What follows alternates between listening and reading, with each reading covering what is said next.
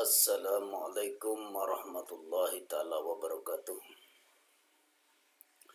Alhamdulillahirabbil alamin wassalatu wassalamu ala asrofil anbiya'i wal mursalin wa ala alihi wa sahbihi ajmain. Allahumma rabbi shrah li sadri wa yassir li amri wahlul 'uqdatam min lisani yafqahu qawli. Subhanaka la ilma lana illa ma 'allamtana innaka antal alimul hakim. Wa jamilna ya bani samawati ya dal zalali wal ikram bil fasahati wal balagati wahlul 'uqdatam min lisani bi rafati sumatalin zulum ila dzikrillah amma ba'd.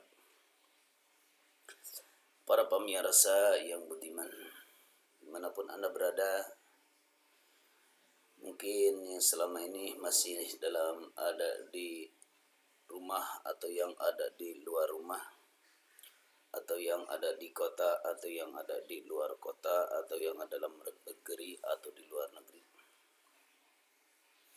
Kami doakan yang selalu setia melihat video MBK Channel atau Nabi Barakatul Karamah Sukabumi. Semoga pemirsa dikuatkan iman Islamnya dan dikuatkan tauhidnya dan diberkahkan ilmunya dan diistiqomahkan perintah Allah dan Rasulnya, dan dijauhkan dari barahinya dan dilancarkan dari milik rezekinya ya Allah, amin ya rabbal alamin. Insyaallah saya di malam kesempatan malam Sabtu ini mempunyai kegiatan tiada lain untuk melakukan pengajian. Pengajian ini insyaallah saya akan membahas tentang rahasia masalah salat. Salat, karena salat tiada lain perintah Allah dan Rasulnya. As-salatu imaduddin. Salat itu adalah tiang agama. Nah, sebelumnya saya akan menjelaskan dari ayat-ayat Al-Quranul Karim atau dari ayat juga Al-Quranul Qadim, atau secara syariat dan atau secara hakikatnya. Perlu ketahui secara syariat tentang masalah salat, kita sudah paham dan kita sudah pada tahu semuanya tentang masalah salat. Secara syariat mungkin banyak yang selalu melaksanakan kegiatan rutinan atau pengajian dimanapun Anda berada, di situ akan mendatangi para ustadz atau para kiai telah mendatangi pengajian masing-masing. Mungkin pengajian itu tiada lain hanya menjelaskan tentang masalah fikih, terus tentang masalah bab yang keempat adalah fikih, bab ibadat, bab muamalat, bab munakahat, bab zinayat. Memang salat itu sangat susah dan sangat malas. Nah, saya akan menjelaskan di sini salatnya secara salat hakikat. Karena orang secara salat syariat mas sudah paham. Nah, kita secara salat syariat bagaimana? Nah, secara salat syariat sudah, secara salat hakikat berarti salat yang selalu mengikuti qalbu. Karena di dalam Al-Quran telah menjelaskan ayat 278. Bismillahirrahmanirrahim. Hafidhu ala sholati wa sholawatil wusta wa qumu lillahi qanitin. Maka kita harus meraksa untuk melakukan sholat. Sholatnya berarti kalau sholat hakikat yang ada di dalam kolbu, sholat wusta. Kalau secara syariat, sholat wusta itu adalah sholat yang pertengahan, adalah sholat asar. Nah, kalau secara hakikat, sholat wusta itu adalah sholat kolbu. Kalau salat kolbu itu berarti yang selalu ada dan menyambung ke dalam hati. Terus jalani aja secara biasa tentang masalah sholat syariat. Kalau secara sholat hakikat, sebenarnya sholat itu tiada lain, aplikasikanlah kita sebelumnya melakukan sholat apapun yang ada di dalam pikiran kita, tiada lain aplikasinya la haula wala quwata illa billah. Karena kita digerakkan dengan segala apapun kecuali hanya oleh Allah Subhanahu wa taala. Nah, insya Allah salat itu sebenarnya Allah merintah kepada kita salat yang 5 waktu yang hasilnya oleh Rasulullah hasil Isra Miraj. Ternyata kita sudah kewajiban kita masing-masing melakukan perintahnya, yaitu salat. Sedangkan kalau di sisi hakikat Allah itu tidak butuh dengan fadilah, Allah itu tidak butuh dengan ganjaran sholat, Allah itu tidak butuh dengan sholatmu, Allah itu tidak butuh dengan ibadah yang lainnya, baca Quran, tahlil, tahmid, atau sedekah atau hajinya, Allah itu tidak butuh semuanya. Apa tuh Allah merintah kepada kita melakukan sholat? Di dalam surat At-Taha telah menjelaskan ayat berapa ya? Bismillahirrahmanirrahim. Ayat 14. Innani annallaha la ilaha illa ana fa'budni wa aqimis sholat lidzikri. Nah, ini nani senyana aku annallaha tiada sebenarnya aku la ilaha hante aya kecuali ila anak kecuali aku. Fa'bud, Allah merintah kepada kita wa aqimi sholat lidzikri. Berarti kita diperintah oleh Allah disuruh melakukan sholat yang selama ini 5 waktu itu untuk mengingat aku, kata Allah. Mengingat aku itu bagaimana? Kita harus dengan sadar. Kita melakukan sholat. Nah, kita selalu ingat kepada aku.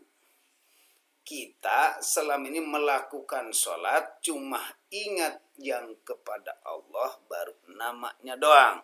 Kita datang melakukan sholat ke masjid tidak terlalu ingat sering kepada aku, kata Allah. Tapi aku merintah sholat kepadamu itu tiada lain hanya untuk mengingatku. Nah, makanya kita akan menjelaskan sedikit dari contoh sholat-sholat apa saya dari antaranya sholat maghrib. Sholat maghrib itu adalah untuk masuk secara syariat. Wahai para manusia, silahkan anjeun atau engkau pada masuk ke rumahnya masing-masing. Nah, gitu kan? Misal kita secara syariat, wahai orang-orang atau para manusia yang muslim atau di luar muslim, kamu itu harus masuk ke rumahnya masing-masing. Itu secara syariat. Makanya istilah bahasa di Sukabumi atau selalu takut ada pocong, ada kuntilanak misal waktu maghrib. Karena ketakutan itu, wahai orang-orang harus masuklah ke masjid. Nah, kita dikasih tahu oleh Allah ciri-cirinya kita kedatangan sholat maghrib adalah datangnya waktu maghrib itu adalah bisa dikatakan adalah ada mega kuning atau seriak layung kelihatan. Matahari cahaya ingin syurup, disitulah kelihatan si mega atau mega kuning akan kelihatan kuning. Disitulah akan datangnya waktu maghrib. Nah, makanya di situ maghrib bagaimana? Nah, istilah bahasa melakukan masuk bagaimana kalau di sisi Allah. Karena mataharinya sudah surup, nah Allah menyuruh kepada kita melakukan sholat maghrib. Lakukanlah sholat maghrib, sholat surup. Nah, di kita apa yang harus disurupkan? Nah, itu ruh dipanggil oleh Allah lewat adzan ngarana Allahu Akbar, Allahu Akbar. Adzan maghrib, wahai hamba-hambaku, gitu kan? Wahai hamba-hambaku, surupkanlah badanmu di hatimu. Nah, surupkanlah badanmu di hatimu. Awas, mungkin di sini agak lumayan pusing. Mungkin di sini agak surupkan. Itu mengingat itu harus disurupkan, jangan merasa bangga. Ibaratnya kekuasaan masih merasa jago. Kalau babakan roh nih, babakan hakikatnya. Surupkan ruhmu, non badanmu ini tidak akan masuk ke dalam kekuasaan Allah. Tadina orang tiap hari kerja kesana kemari, merasa hasil uang besar atau kecilnya besar, atau pabrik-pabrik kita menguntungkan dari penghasilan itu, merasa di situnya, hatinya tak sadar-sadar. Maka dengan ada pengajian ini, orang bisa menyimak dan secara menghayati kolbunya. Karena kalau tidak dihayati, kolbunya ini pastinya susah untuk cepat dipecahkan permasalah. Kita hayati aja dulu. Nah, di sini disurupkan diri ini di hatimu. Jadi kalau kita badan ini tiada lain berarti hanya kuasa Allah. Nah, kita merasa berkuasa di dalam hati padahal itu kekuasaan Allah. Makanya kita dikembalikan aplikasi la haula wala quwata illa billah.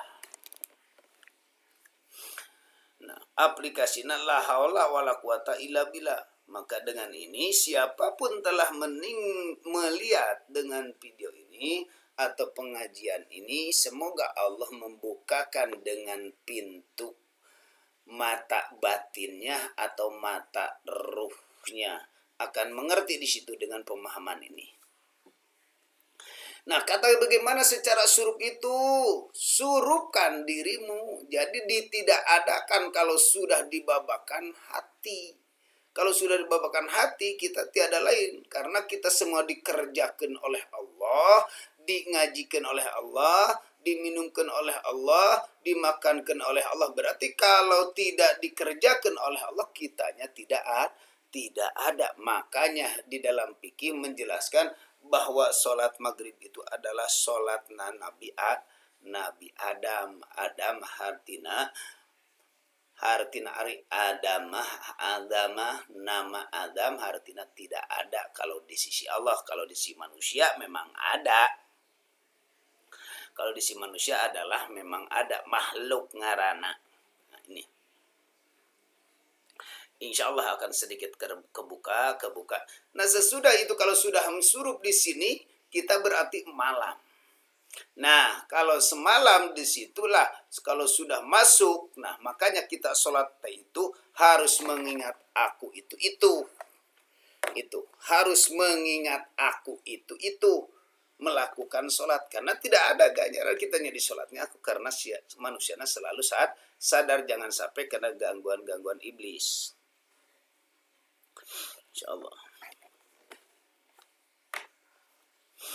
Nah, makanya tadi ada waktu mega kuning. Mega kuning itu adalah satu contoh Anda harus aba-aba ini ingin masuk. Contohnya kita misalkan punya lampu, bawa motor kita ke jalan. Nah, lampu kuning itu harus persiapkan karena sebentar lagi akan datang lampu merah atau lampu hijau.